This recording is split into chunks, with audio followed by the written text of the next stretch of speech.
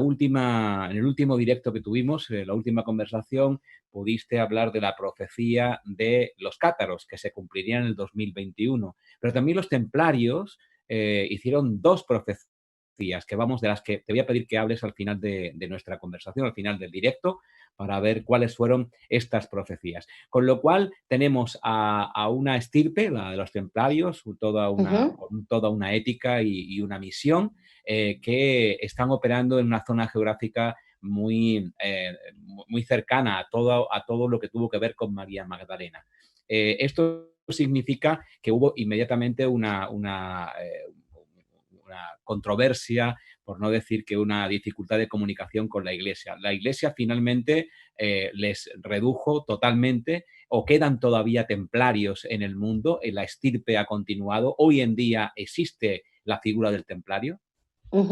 Bueno, como vos bien decís, sí, existe hoy en día la orden. La orden del Temple siempre tuvo un halo de misterio, una cuestión novelesca, se ha dado lugar a un montón de mitos y de cuestiones. Nosotros sabemos que siempre quien escribe la historia son los vencedores, no la escriben los vencidos.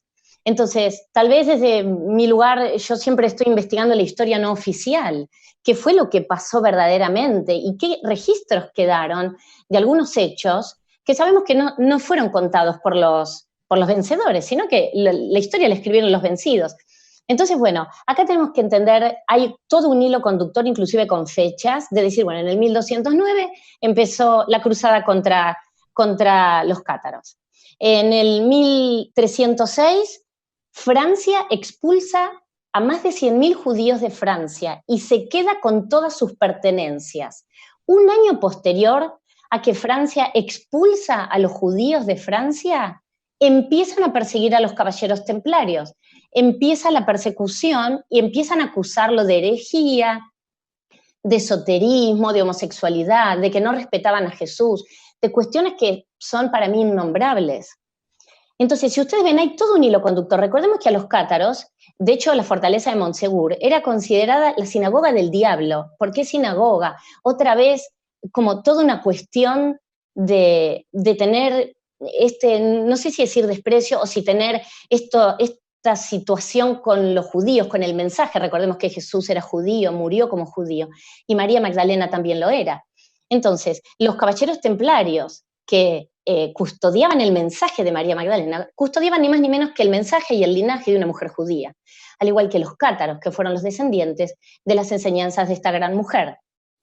Es así que en el año 1312, finalmente la Iglesia, en una bula papal, el Papa Clemente V directamente desarticula la Orden del Temple, con toda esta serie de difamaciones, los torturan en su mayoría hasta la muerte, pero en el año 1314, el último gran maestre, que se llama Jacques de Molay, es el gran maestre número 23 de la Orden del Temple, es muy conocido, un hombre muy legendario, muere quemado en la hoguera, en un andamio construido, y él pide que lo quemen de cara a Notre Dame, en París.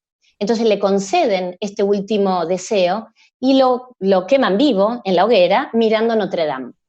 Cuando él está en Notre Dame, está siendo quemado, ahí es donde él lanza dos profecías en ese momento. Una dirigida a los reyes de Francia y les dice, sean malditos todos hasta la 7ª generación.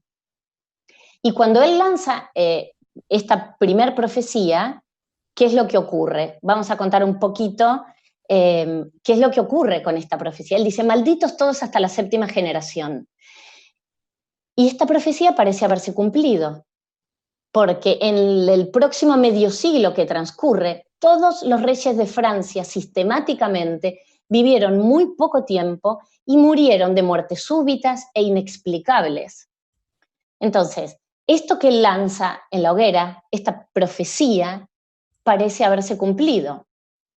Y luego después, él también lanza una segunda profecía dirigida al rey de Francia y al Papa.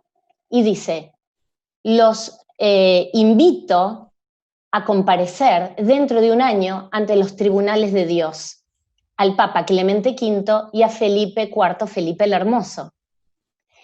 El 18 de marzo, perdón, de 1314 es el día que Jacques de Molay es quemado en la hoguera y lanza esta profecía. 18 de marzo. El 20 de abril muere el Papa Clemente V. Y el 29 de noviembre muere Felipe el Hermoso. Es decir, que en menos de un año, las dos, digamos, profecías que Jacques de Molay hizo, aparentemente se cumplieron. Una muy rápidamente y la otra llevó más tiempo, pero con el correr de los años uno puede ver y entender que esto así ocurrió con el resto de los reyes. Ahora, ahí podemos también ver, esto fue en el año 1314, y él dice, malditos todos hasta la 7ª generación. 7 años posteriores a la quema de Jacques de Molay, es la quema que contamos el otro día en la hoguera del último cátaro, de Guillermo de Belibaste. Y él otra vez vuelve con el número 7 y dice, dentro de 700 años, el laurel reverdecerá y los cátaros volveremos a la tierra. Con 7 años de diferencia, la Iglesia quema en la hoguera al último gran maestro de los caballeros templarios y 7 años posterior a esto, quema al último cátaro.